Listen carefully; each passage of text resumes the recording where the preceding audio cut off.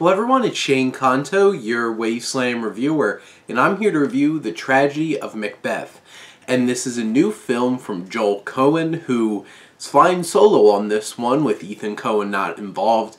And if you've watched any of my videos, or especially when you first checked out Welcome to the Wasteland, the Coen brothers are my favorite filmmakers, so I was extremely excited to see The Tragedy of Macbeth, see what Joel Coen does on his own.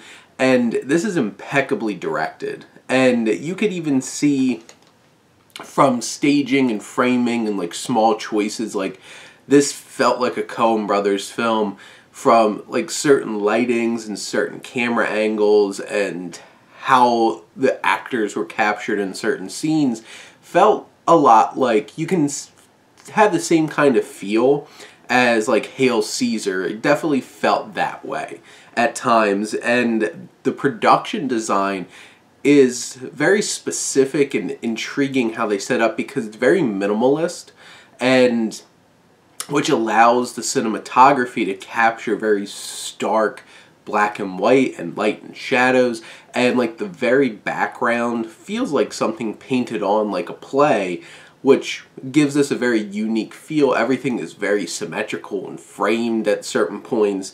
And Bruno Delabon, who does the cinematography, who has done Inside Llewyn Davis and did Ballad of Buster Scruggs, and now this, has very striking black and white shoot to this film.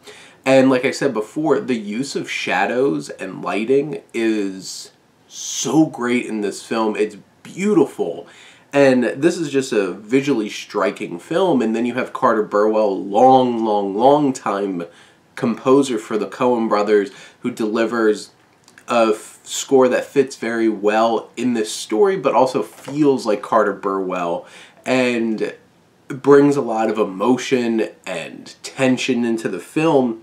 And you have sound design as well. There's a couple moments where there's like dripping water or dripping blood, and it like hits the floor and it's like boom, and like cuts to like an extreme close-up of somebody, and just the way that that builds that visceral reaction on screen is just perfect. And there's something extremely special about the filmmaking that goes into this film, and you can tell that Joel Coen is firing on all cylinders when he's making this film.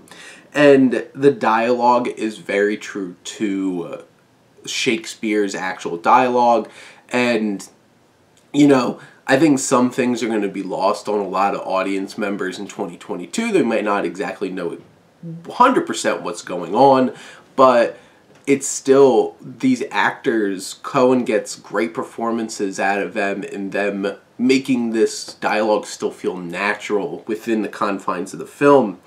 And the story's a lot more streamlined, because this is only an hour and 45-minute film. It really gets to business, keeps up a good pace, and still hits on all the main beats that need to be hit that bring a lot of tension into this Macbeth story.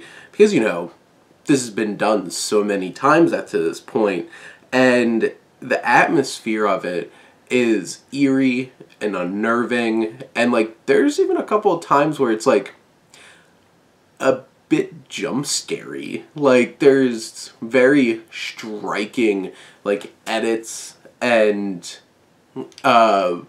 especially with crows, when like there's a couple of times when crows show up and they're so loud and unnerving even at times when they pop up on screen.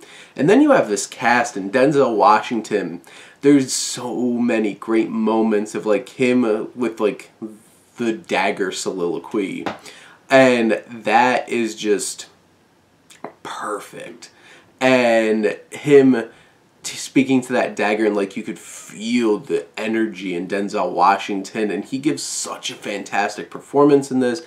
He brings that like swaggeriness that he brings to so many of his roles, but he feels believed in and lived in this role. And there's like a nervousness about him at times at certain points in the film. And then you have Frances McDormand, who's perfect as Lady Macbeth.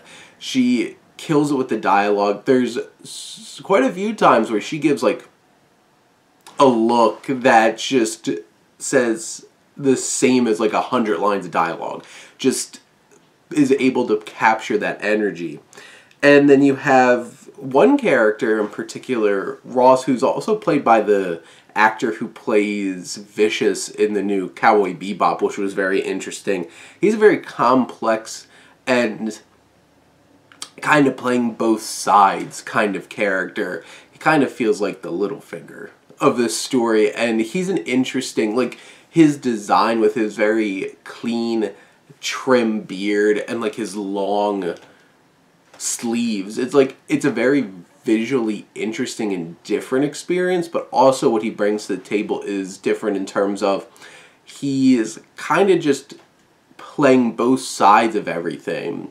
Then you have Kathryn Hunter, who's the witch, who is so strange, and like her voice and like this croaking voice that she has and she brings to this role, and the way that she contorts her body.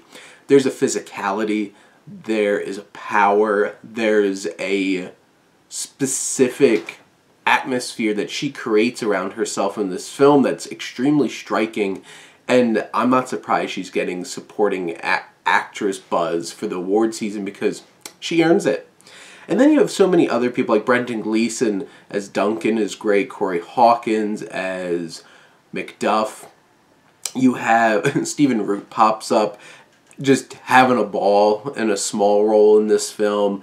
And there's, like, even Ralph Ineson from The Green Knight and The Witch pops up for a small role at the beginning, and just his voice. And you have, like, Henry Melling, who is great as... You have Malcolm, who is kind of, like, snivelly, and, like, he just has that presence about him. And just all around, this cast is pitch perfect, the filmmaking is pitch perfect. This is a very artful and unique adaptation of Shakespeare that made me feel like this was worthwhile checking out, because, like, you know, everybody, like, so many different people have done adaptations of Shakespeare, and sometimes you have to sit there and be like, why'd you make this? And I think Coen was able to just show that you can make this very stark and artful adaptation of this and be visually striking and powerful and really give a diverse and interesting cast the opportunity to really sell this. Because, like, if you really think about the casting and, like, some of the ages, and obviously, like, I don't think there's going to be as many black people in this part of, like, the story, but him picking this particular cast and what they all bring to the table is so impressive. And, like, I never thought I would ever see Stephen Root in a Shakespeare film, to be perfectly honest, but if it's done by a Coen brother, he'd certainly be there.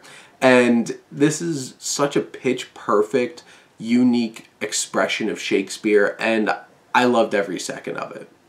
But those are my thoughts of the tragedy of Macbeth. Let me know what you think, and let's talk some movies. But thank you as always for tuning in and supporting your Wasteland reviewer.